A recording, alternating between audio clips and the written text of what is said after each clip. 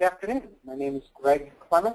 I work at the Kennedy Space Center for NASA. I'm the Chief of the Control and Data Systems Division. I'm here virtually to talk to you about Kennedy Space Center's small payload integrated testing services line of business. So in a nutshell, what SPLIT's small payload integrated testing services is intended to do is it builds off of our core competencies that Kennedy Space Center has had for many years, applies world-class capabilities and expertise to further national space goals for the use of small payloads for space missions. We have a lot of labs and services and expertise at Kennedy Space Center that we have built up over the years to support our center's mission. We want to leverage the available capacity of those lab services and expertise and focus effort to mature space technologies and help the local space community and people that would like to collaborate with Kennedy Space Center get small payload missions ready for flight. So that's something that we really want to draw upon because there's a lot of space business in Florida. We think it's a great place to work together to help enable access to space and allow us to continue to be a space-faring nation. Now, NASA, for the last several years, since the Space Shuttle program has ended, we've been transforming. We're focusing a lot on innovation, research and technology, and growing commercial space. Very important facets of our mission. And at Kennedy Space Center, which is one of the 10 NASA centers around the country, we have some new strategic priorities also. We are trying to create a multi-use spaceport where many different commercial space and government space providers can all work together and have missions to go into space from our area. Building commercial space and technology partnerships. We're trying to get the right amount of infrastructure and services to remain cost-effective, relevant, and sustainable. And we're trying to reduce and streamline some of our previously utilized rules and bureaucracy to be able to be more responsive to the needs of the country. So we recently established splits from a new business model, and really, though, what we're doing is drawing on our long-established expertise to provide end-to-end capabilities for successful small payload development, assembly, testing, and launch preparation. So we are doing a lot of work in what we call the technology flight qualification testing. And at Kennedy Space Center, we measure technology readiness levels, and across NASA, of course, from 1 to 9. 1 is never been done before. 9 is fully qualified for use in a mission. So we're wanting to go take those proof of concepts and be able to run tests to really show that they work in a relevant environment, and then they can be inserted into operational and space programs. There are some of the services and capabilities that we are folding into the SPLIT's portfolio. So really the expertise to manifest and package science for flight opportunities. Done a lot of rapid prototyping support to be able to build components to handle the space launch environment. Modeling and simulation for mission execution. Help with material and parts selection. Be able to build and fabricate CubeSats and small sats. Variety of testing services to simulate the space launch environment. So thermal vac, EMC, etc., vibration. Integrating small payloads in preparation for missions, and we've done a lot of work through our recent Rocket U initiative with some small-scale test flights. So we can integrate all of those things, or we can a la carte provide one piece of service or consulting expertise to a customer or collaborator that would need it. So here are our targeted customer bases. NASA itself, the mission directorates and programs we have to serve. Certainly there are some that are more interested in what we can do for SPLIT, Science Mission Directorate, Space Technology, and AES programs. The research, technology, development, and innovation community, trying to get those technologies matured.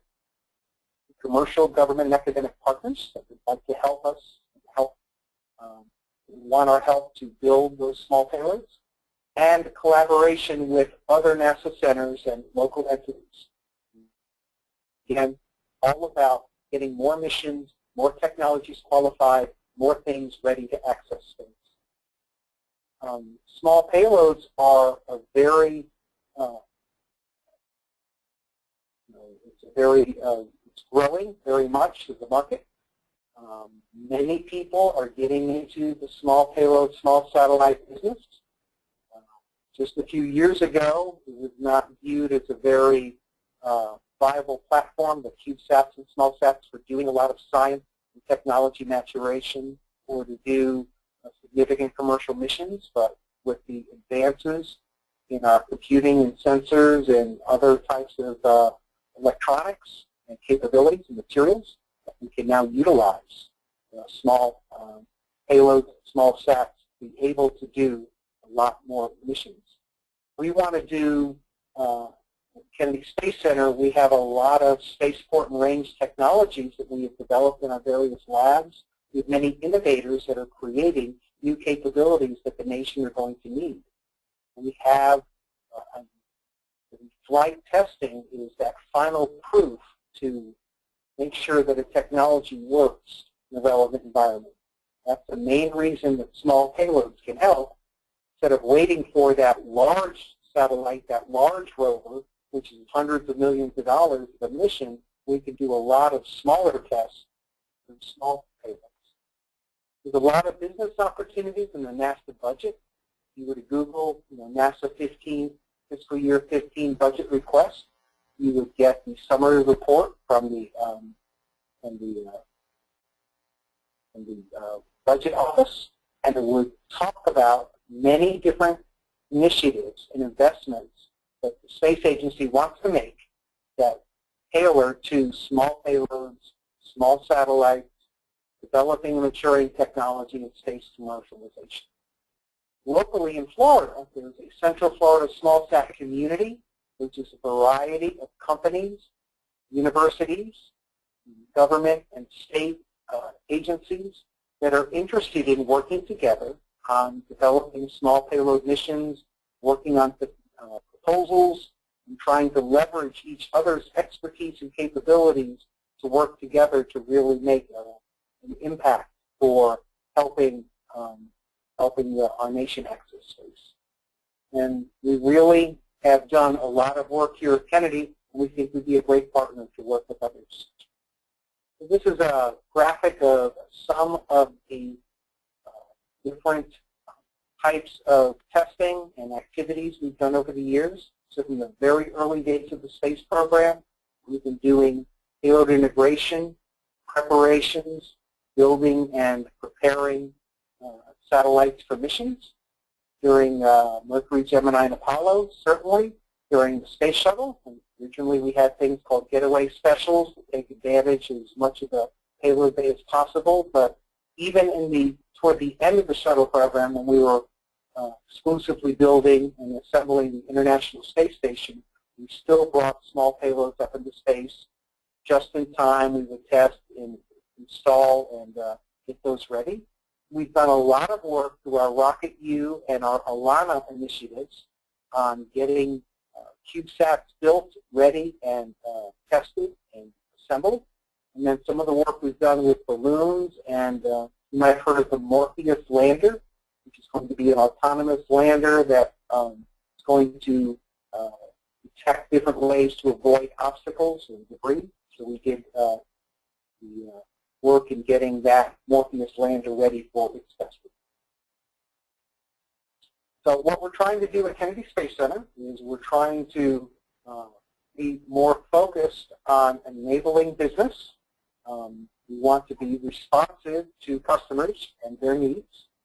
So what we are looking at doing is taking full advantage of all allowable acquisition methods and contracting and partnering to be able to facilitate collaboration. We want to be very responsive to customers.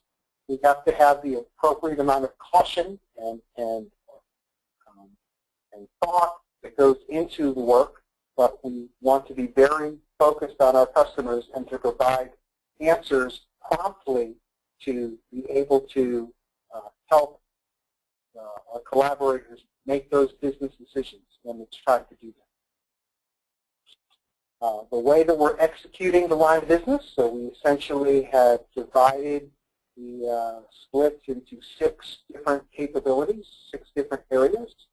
So we are focusing on building and fostering partnerships and understanding different people and their capabilities and how we could collaborate. There's an understanding of all the laboratory capabilities here at Kennedy Space Center and in the local area to understand what we can leverage and what we can utilize to work together. The execution planning, making sure we have the right methodologies and contract mechanisms and support plans and documentation templates to be able to do the work. Understanding the technology gaps and needs at our center and across the agency and nation to understand where we can leverage small payload capabilities. A portfolio management and strategic planning where we kind of look at the gamut of our work, understand where the nation is going to be heading over the next couple of years and start doing work to help us get there, to help drive our nation's evolution. And then outreach is to get the word out about what Kennedy Space Center has to offer, which is one of the reasons I'm here today talking to you.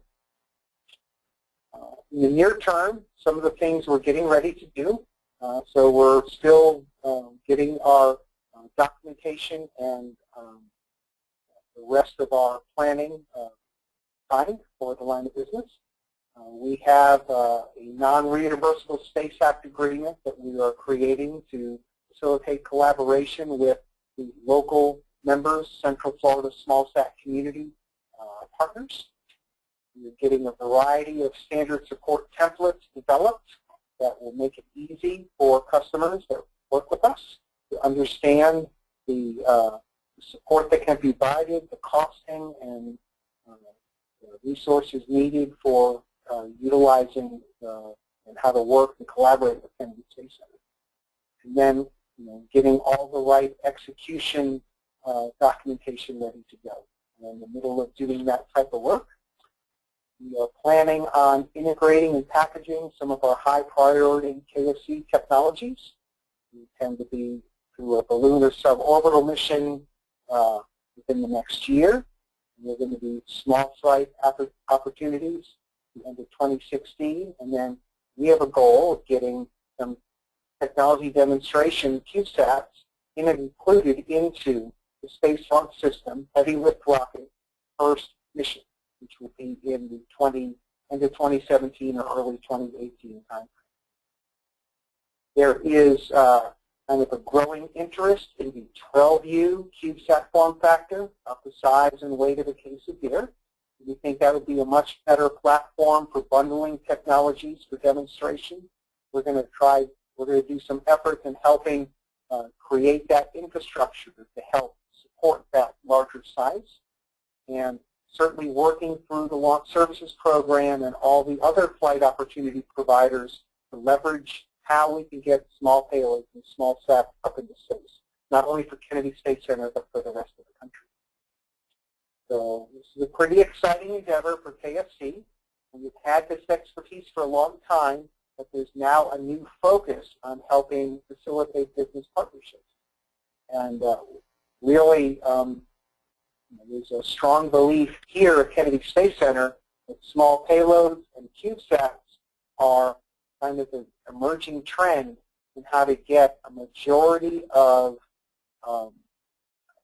work for getting our future space missions ready to go and actually to implement the future space missions. And we have to get the market and infrastructure and all the support ready there to make that happen.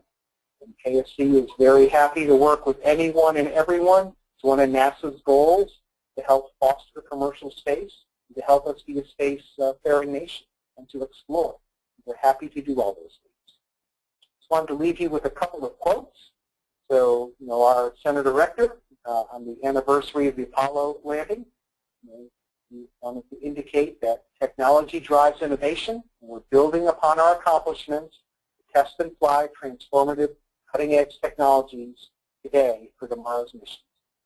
Small payloads is what makes that happen. And I like the way Steve Jobs worded it. Let's just go punch a hole in the universe. Let's go make a difference, all of us, to allow our nation to take advantage of these small payload capabilities and to transform what we do. Your Honor. And with that, that is all I wanted to say. And I wanted to thank you very much for the opportunity to talk to you this afternoon.